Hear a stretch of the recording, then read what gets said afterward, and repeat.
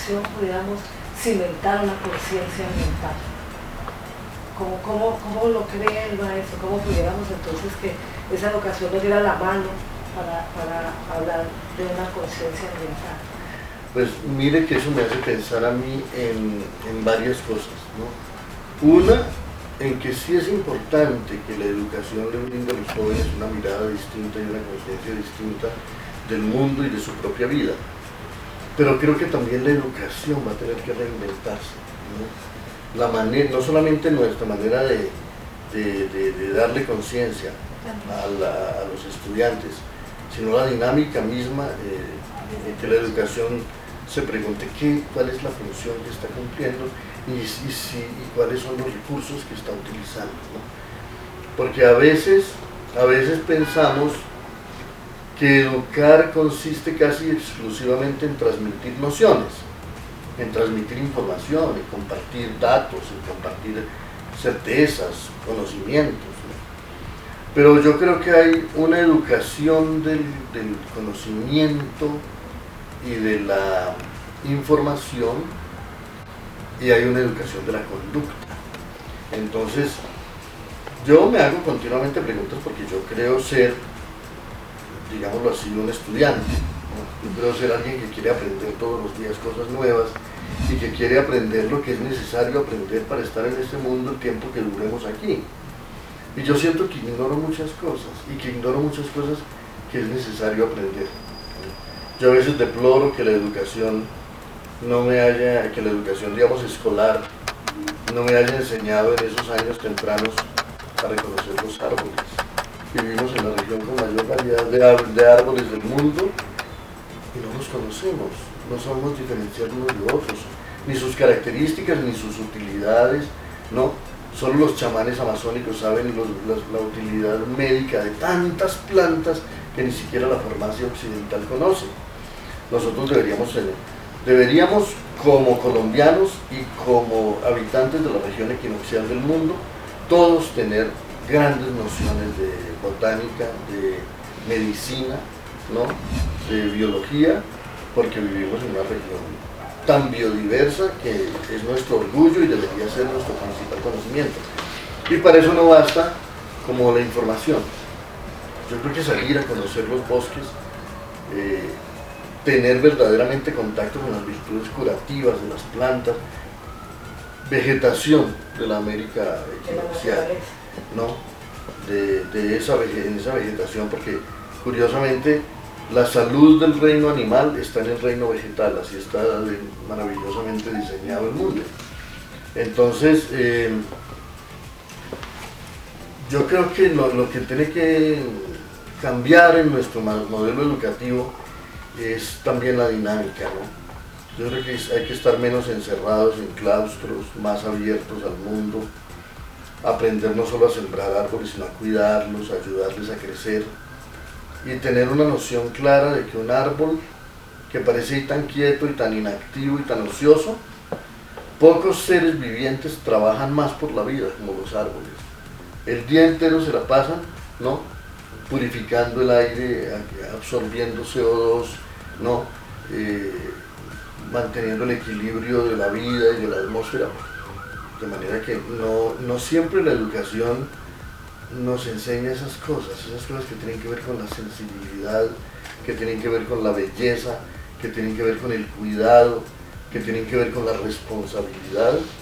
Y entonces a veces la educación es una cosa meramente técnica y de aprenda esto, haga esta tarea, y no enseñar ese amor y aprender a vivirlo y a vivirlo compartidamente, y enseñar también a hacer ejercicios de solidaridad, de compañía, de afecto, que son tan necesarios para construir una sociedad armoniosa.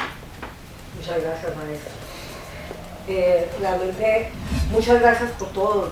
Habíamos comentado ahorita por habernos recibido, por la obra que tienes, por que nosotros hemos sido capaces como colombianos de que nos vean en otros mundos, ¿no es cierto? Y pensaría yo que hablar de Guayacalá, que es el libro que tenemos, digamos, hoy en vista, del que queremos hablar, y referenciarlo en palabras, yo diría que es un poco atrevido. porque hay muchas cosas de las que nosotros podríamos hablar de Guayacán, tomarlo desde muchísimos focos, desde muchísimas aristas.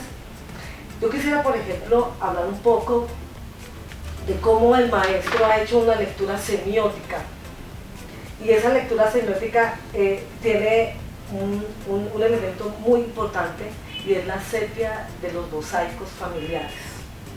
Porque nosotros encontramos en otras obras que nos presentan unos retratos o unas imágenes familiares, pero el maestro hizo que estos retratos, que esos mosaicos de los bisabuelos, de los abuelos, de los tíos, de los amigos, ¿cierto?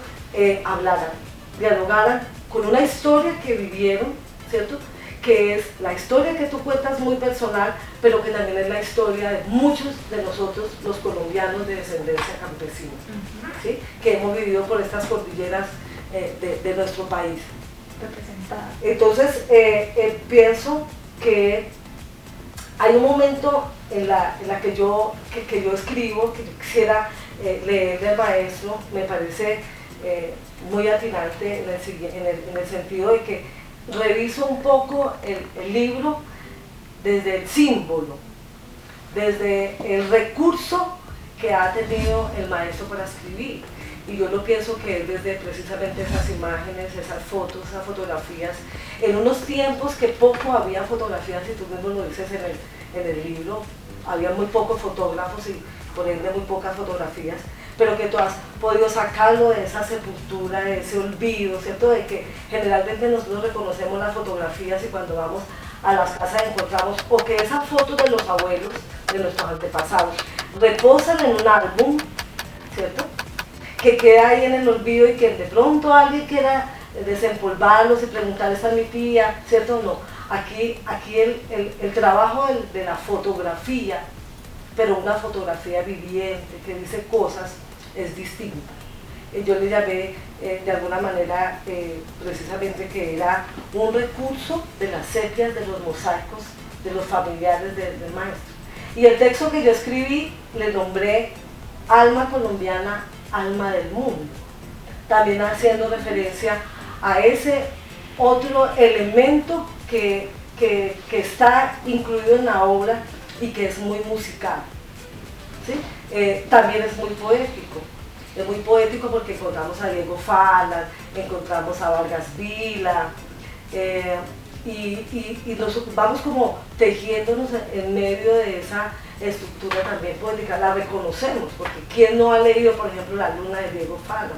¿Cierto? Y que Vargas Vila fue en un momento histórico colombiano muy prohibido, ¿cierto? Pero también entonces hay la otra parte de las costumbres, de esa necesidad de contar lo que vivieron nuestros antepasados, ¿cierto? Con la música popular, ¿sí? Nos habla, por ejemplo, de cómo en Herbeo hubo un compañero de tu papá que es muy famoso, ¿cierto? Agudelo. Y entonces por eso yo decía Alma colombiana, porque fue el nombre del dueto que ellos inicialmente tuvieron. Entonces yo decía, esa es nuestra alma colombiana, que es el alma del mundo, porque muchos países, muchos pueblos seguramente se han originado casi que de la misma manera, ¿cierto? Pero que hoy tenemos en fin una persona que nos ha contado más minuciosa a través de ese recurso de las fotografías, un ejercicio que es un pensamiento mundial. Y recuerdo entonces, en palabras del mismo autor, que dice, hemos perdido tanto la veneración por los muertos y el cuidado de su recuerdo, tanto hemos permitido que se vayan en el silencio por el río de las tumbas, ¿sí? Entonces ese recuperar, reconocer esa magia preciosa que tienen seguramente la memoria de los abuelos, porque más que la fotografía es la memoria viva de esos abuelos.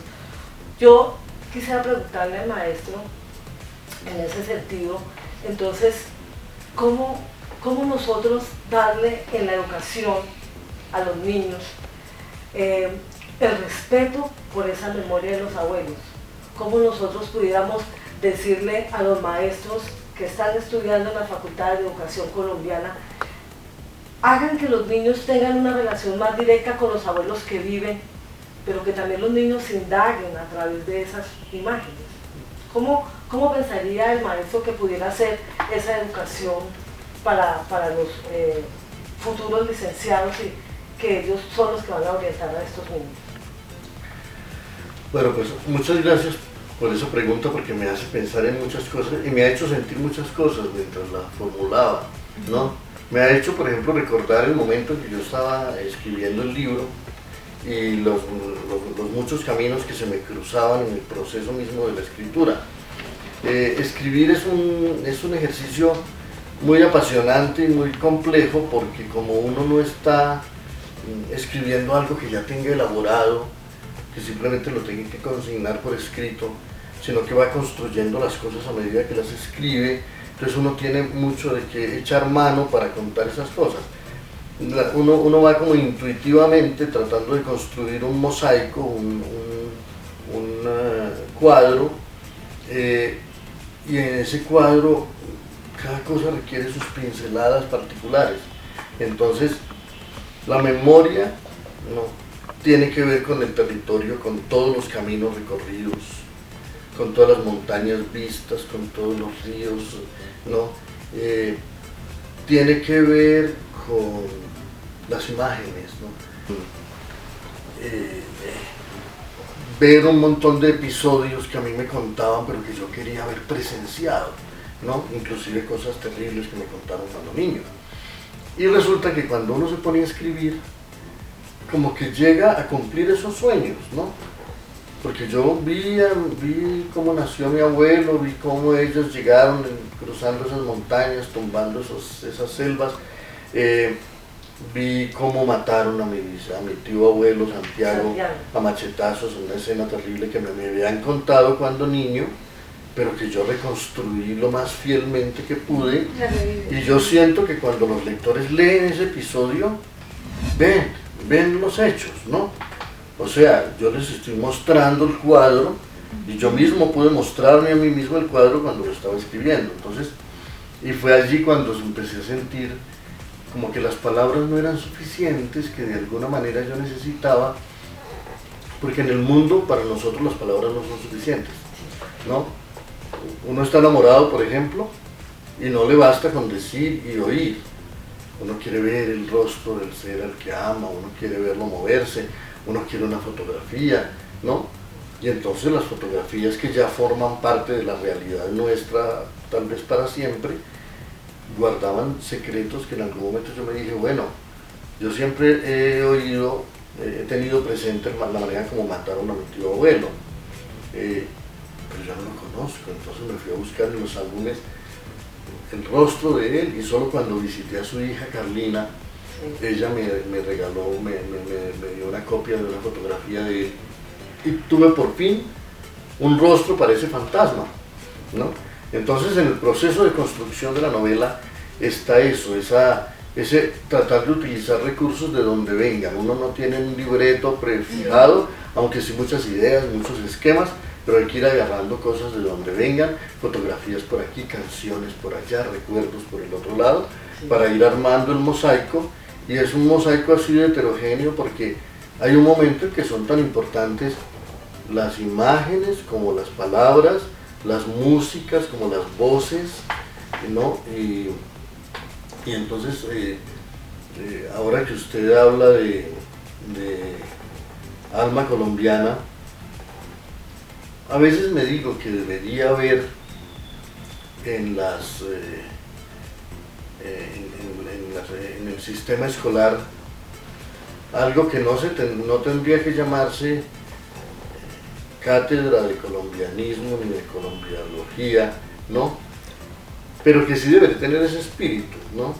El de preguntarnos qué somos como país, ¿no? ¿Qué somos? Es decir, nuestra naturaleza, nuestra música, nuestras tradiciones, nuestros recuerdos. Y hay toda clase de libros, los libros de la naturaleza, que son las piedras y los volcanes y los ríos y las cuencas y los bosques y las selvas, los ríos de los libros de la memoria, que son los caminos que se han recorrido, los caminos de los conquistadores, los caminos de los indígenas, los caminos de la colonización, los caminos de la industrialización, los caminos de la navegación por el río Magdalena, la construcción de los ferrocarriles, la construcción de los cables aéreos. Hay una memoria del país que no se suele mirar en su conjunto para tejer, para hacer ese tejido. Entonces, yo, escribiendo esta pequeña novela, trato de construir mi país, trato de construirlo a todos esos niveles, al nivel de la música, al nivel de la memoria, al nivel de los recuerdos de la violencia, los recuerdos de los éxodos y de las fundaciones, ¿no? Cómo nacieron esos pueblos, ¿no? ¿Qué dice la arquitectura de los pueblos? ¿Qué dice la destrucción de la arquitectura de los pueblos? Porque hubo una época en que el país era coherente y entonces los pueblos se parecían, ¿no? Las casas eran similares, la arquitectura era armoniosa, todavía hay pueblos en ciertas regiones que conservan esa armonía. Cuando llegan las edades que no tienen rumbo, cada quien construye a su modo, no hay una estética que lo unifique todo, y entonces uno siente como una impresión de caos, de desvertebramiento, de confusión. Entonces, qué interesante preguntarse por el país, no solo en términos de la cartilla oficial, de quiénes son los presidentes, de cuáles son los departamentos, de cuáles son no sé qué, sino en términos de la vida, ¿no? El país que para nosotros es el trabajo, el afecto, la familia, la música, el arte, la naturaleza, la medicina, la memoria, los animales, nuestra relación con ellos, ¿no? Los amores, las amistades, los afectos, todo lo que construye finalmente la vida y el mundo. Yo a veces siento que la educación responde muy fragmentariamente a esa cosa tan compleja, tan bella, tan viva que es la realidad, ¿no? Estamos como a la saga de la realidad es siempre más compleja, más desafiante, más urgente de lo que la educación logra, ¿no? rescatar. Y entonces tal vez eso significa que la educación no puede reemplazar lo que tiene que ser la experiencia de toda una vida de una persona. Cuando yo digo que yo me siento un estudiante, es porque siento que la educación escolar me pudo dar algunos elementos para yo tratar de cumplir mi destino como ciudadano y como escritor, pero también me tenía que dar el sentido el deseo de saber y el sentido de responsabilidad para que yo pudiera dedicar el resto de mi vida a completar ese aprendizaje y a formar parte de él. Muy bien. Maestro, perdóname, antes de que se me vaya la idea que acabo como de rescatar en lo que acabas de decir, entonces es ese reconocer ese texto literario que está atravesado desde la historia de manera directa o indirecta, ¿sí? Entonces ahí pues emerge Guayacanal. Entonces, ¿qué le decimos a esa sociedad colombiana y a ese horror que nos ha dejado el conflicto armado? Yo creo que es muy importante preguntárselo por una razón, porque yo digo en algún momento de la novela que aunque vivíamos en medio de la violencia, aunque a mi padre lo perseguían y aunque por todas partes se oían historias atroces, ¿no? Nosotros éramos niños y como éramos niños encontrábamos la magia del mundo por todas partes, ¿no? En los cuentos que nos contaban, en las canciones que oíamos, en los paisajes que veíamos por esas carreteras mientras íbamos huyendo. Es decir, los mayores son conscientes del horror, pero los niños, aunque lo adviertan, porque yo lo advertía, no pierden de vista que el mundo es milagroso, que el mundo es mágico, que el mundo es bello. Y eso es importante porque a veces las sociedades, tratando de recuperar la normalidad que han perdido, corren el riesgo de eternizarse en la victimización, ¿no? En la idea de que somos víctimas, ¿no? Y bueno, es importante saber que se es víctima con respecto a ciertas cosas, pero los jóvenes y los niños tienen esa capacidad extraordinaria de advertir que en medio de todo el horror también hay maravilla, ¿no? Que en la guerra también hay primavera, ¿no? Y mientras los mayores podemos como estar atrapados por la memoria, ¿no? Los jóvenes tienen el deber de ver el futuro también, ¿no? De no sentirse solamente víctimas del pasado, sino constructores del futuro. Y para eso hay que recordar, pero no estar como anclados en el recuerdo. A veces siento que los esfuerzos por construir la paz están atrapados en una encrucijada falsa, ¿no? Se cree que construir la paz es simplemente desmovilizar a los guerreros e indemnizar a las víctimas. Pero no, construir la paz es construir el futuro, ¿no? Abrir oportunidades de futuro para la gente, ¿no? Crear una sociedad capaz de reconciliarse, pero también con unas condiciones mínimas para vivir con dignidad, porque si no, lo que fue la causa de la violencia seguirá allí, que es la injusticia, que es el racismo, que es el clasismo, que es la intolerancia, que es la arrogancia de esos señores dueños de todo que nunca piensan en cómo va a vivir la gran mayoría de la población, que es la marginación de tanta gente. Entonces, un proyecto de paz que no piensa en el futuro, que no construya un horizonte de futuro y de dignidad para millones de personas, siempre está condenado al fracaso. La memoria es muy importante, ¿no? Ese relato es fundamental. Pero yo estaba tratando aquí de hacer un relato de la violencia en esta novela y demostrar cómo hacer un relato de la violencia y hacer un relato de nuestra memoria no puede agotarse en la enumeración de los horrores, porque en medio del horror también hay mucha abnegación, también hay mucho esfuerzo. Esas mujeres que construyeron ese mundo campesino y que no figuran en ninguna historia, eran seres admirables, porque es que no tenían que, los hombres podían tumbar el monte y hacer las casas.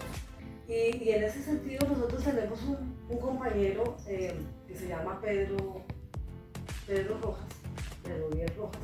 Él nos dice, pensando un poco en Guayacanal, ¿no? Y con todo lo que nosotros hemos visto y la manera en cómo está estructurada la obra, lo que dicen los personajes, él piensa que si de alguna manera te gustaría llevar a Guayacanal al cine, ¿y cómo imaginarías llevar a Guayacanal al cine? Bueno, generalmente cuando yo escribo mis libros, yo trato de hacer la película, ¿no? Yo trato de que el libro ya sea la película, es que de es alguna una manera, película, ¿no? Sí. Yo trato de que los libros, por ejemplo, si son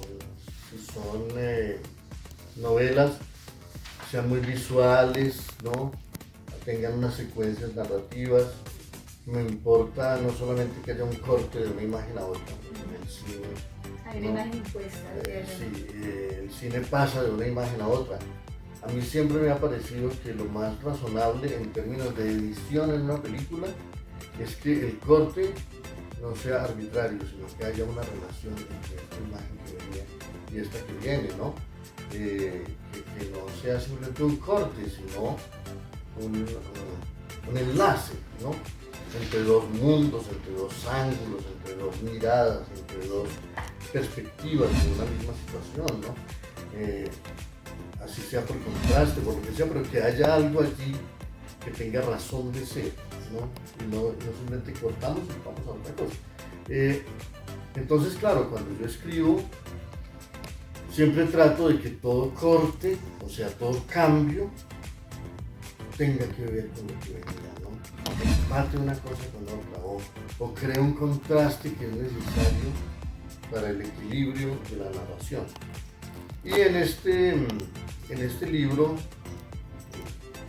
también el tema me lo permitía, porque no es un tema de una narración secuencial, cronológica, que era uno de los peligros que yo traté de esquivar desde el comienzo. Yo dije, si me pongo a hacer una narración cronológica, todo empezó en 1895 y vamos avanzando hasta llegar. No, siento que eso que parece ser lógico, también es arbitrario, también es puramente esa cronología, puede terminar siendo solo una camisa de fuerza. Preferí sentir que yo tenía que enlazar las historias por más en términos afectivos y emocionales. Una imagen me llevaba a otra por asociaciones del corazón, digamos, por asociaciones de la mente, ¿no? O, por ejemplo, hay un capítulo que empieza con unas nubes que hay sobre el Valle del Magdalena, ¿no? Unas nubes que se van formando y que son cada vez más grandes y que el viento va llevando, y el viento los lleva por el Magdalena y por la Dorada, y en la Dorada los vientos nos empujan hacia la cordillera y las nubes van creciendo y ya por la tarde es un nubarrón gigantesco. Yo hice con toda conciencia ese capítulo así, empezando por esas pequeñas nubes que se forman sobre el río, ¿no? Allá en el Valle del Magdalena, porque quería contar la influencia de las tempestades sobre mi historia familiar, ¿no? La manera como unas tempestades terribles hacían que una tía mía saliera de niña a conjurar las tempestades haciendo cruces de ceniza en los patios, o que unas primas de mi madre, por el efecto de una tempestad terrible, hubieran vivido una tragedia de un incendio, ¿no? O que el marido de mi tía Clemencia, que es la única que queda viva de toda esa generación y que cumplió 99 años, muriera. El marido de ella muriera como consecuencia de una tempestad. Entonces, ahí todo está un poco gobernado, porque si vamos a hablar de tempestades, construyamos la tempestad y a partir de ella armamos el relato, ¿no? Entonces, sí, bueno, de muchas maneras distintas. Yo siempre he tenido mucha relación con el cine, he sido buen espectador de cine desde mi infancia y por supuesto que siempre he soñado con hacer cine como tanta gente, pero como yo sé que no es fácil, como yo sé que en nuestros países es tan difícil y a veces hay ciertas cosas que es tan costoso filmar, ¿no? Por ejemplo, yo escribí 3 novelas sobre la conquista de América y sobre los primeros viajes al Amazonas, y yo sé que filmar eso sería una producción costosísima.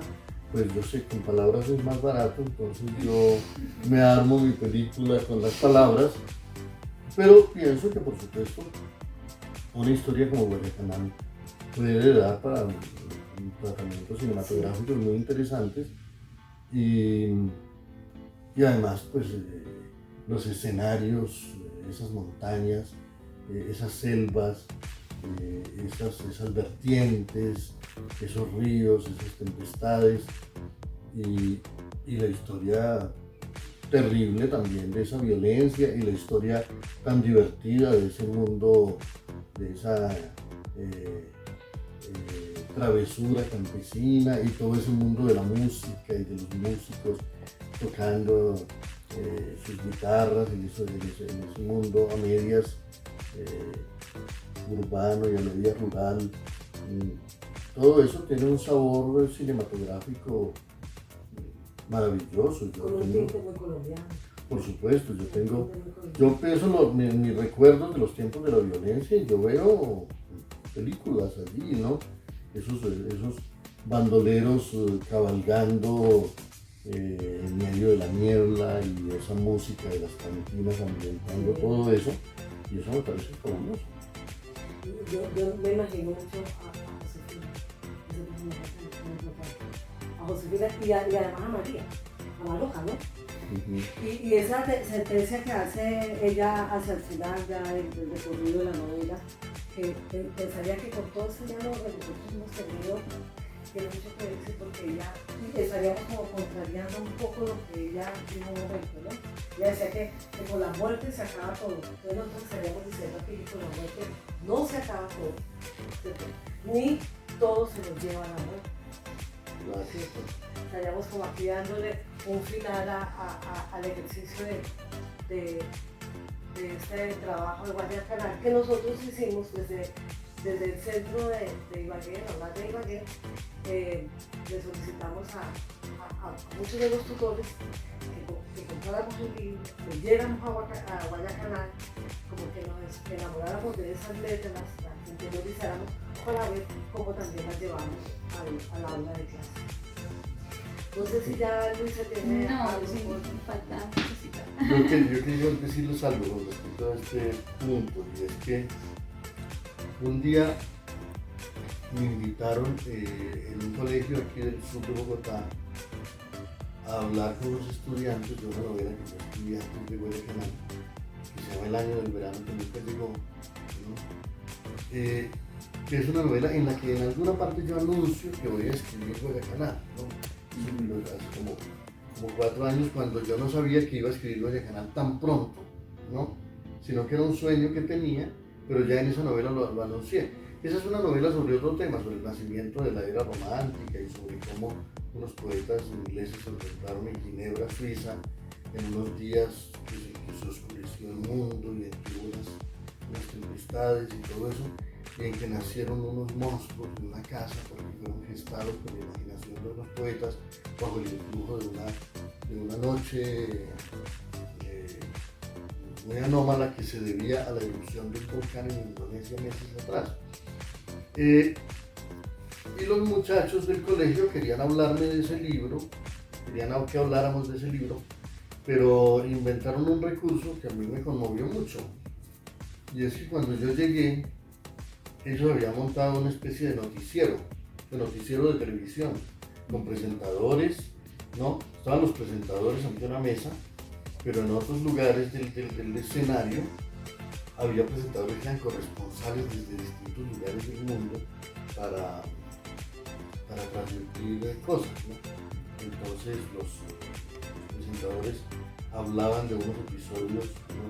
Por ejemplo, ha hecho erupción un volcán en Indonesia, se está oscureciendo el cielo en Ginebra, unos poetas ingleses vienen, la sección social, hábleme de este poeta, cómo se relaciona con esto, y otros por allá dicen, bueno, están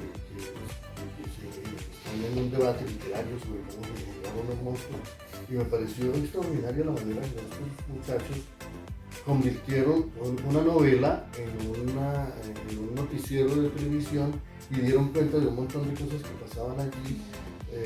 De ese modo. ¿Una puesta en escena? Sí, yo me dije, han inventado una obra de teatro muy bella que podría llegar a ser una obra de teatro notable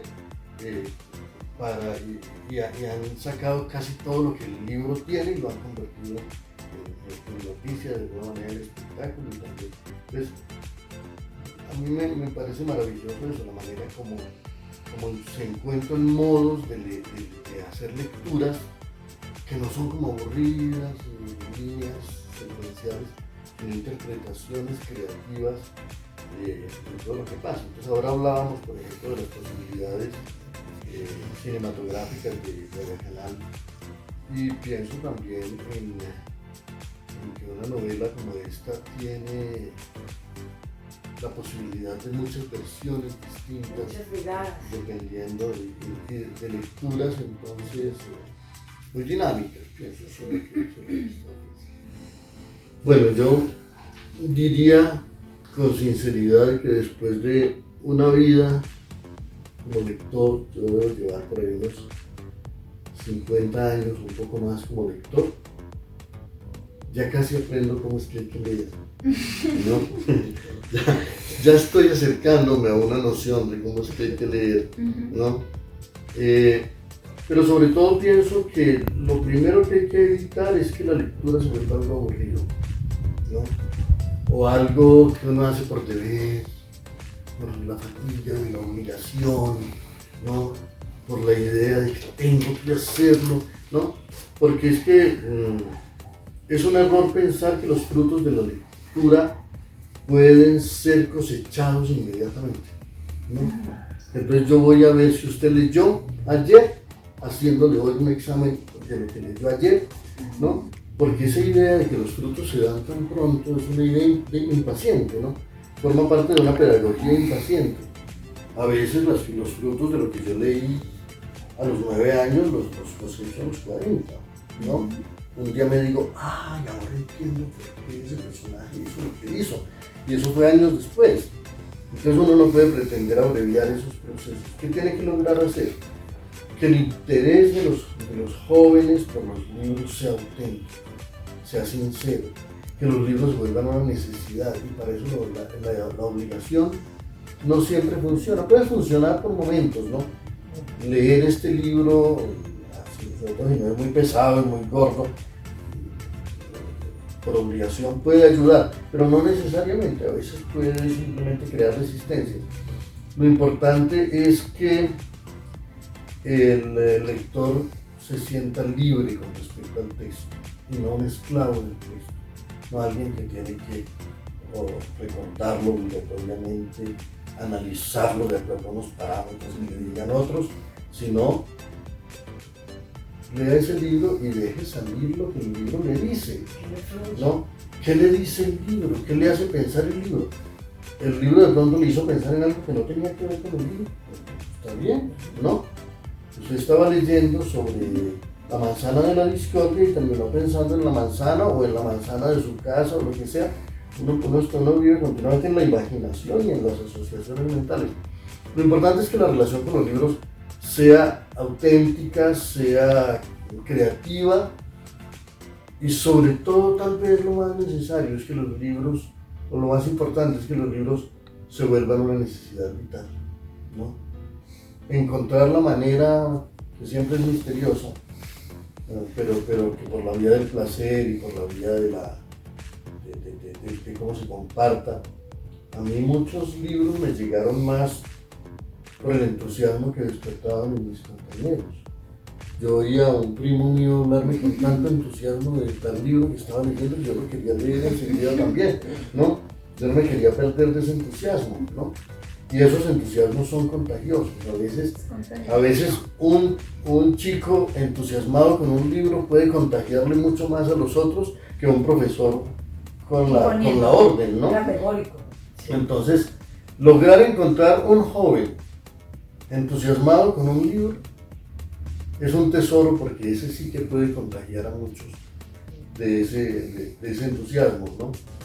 Yo recuerdo que Víctor Gaviria me dijo un día que él estudiaba con algunas otras personas que yo conocí después, pero estudiaron juntos en un colegio en Medellín, ¿no? Y que todos estaban dedicados a tales o cuales cosas hasta que llegó un compañero de ellos, Alberto Quiroga, a hablarles un día en un recreo en el colegio de 100 años de soledad, una novela que él acababa de leer. Y todos quedaron tan fascinados de lo que Alberto les contó de 100 años de soledad ese día, que todos se fueron a leer el libro, ¿no? Entonces los libros tienen mucho de contagioso y hay algo en las amistades literarias que tiene que ver con eso. Yo leí esto y te cuento, y tú leíste esto y me cuentas, y entonces esas cofradías literarias, esos entusiasmos, a veces generan cosas muy perdurables y lo hacen a uno lector para toda la vida. Maestro, nosotros, teniendo en cuenta todo lo que ha hecho con la obra, hemos sido delegadas por la Universidad Nacional Abierta de Distancia, cabeza de nuestro director del Centro de a darle este reconocimiento especial a su vida y obra como escritor tolimense, William Ospina. Muchísimas gracias por lo que has legado para nosotros, por lo que le has legado a Colombia, y es nuestro reconocimiento. Muchísimas gracias, de verdad. Agradezco mucho este gesto y agradezco mucho la conversación que he tenido con ustedes, que ha sido para mí muy grata y muy instructiva.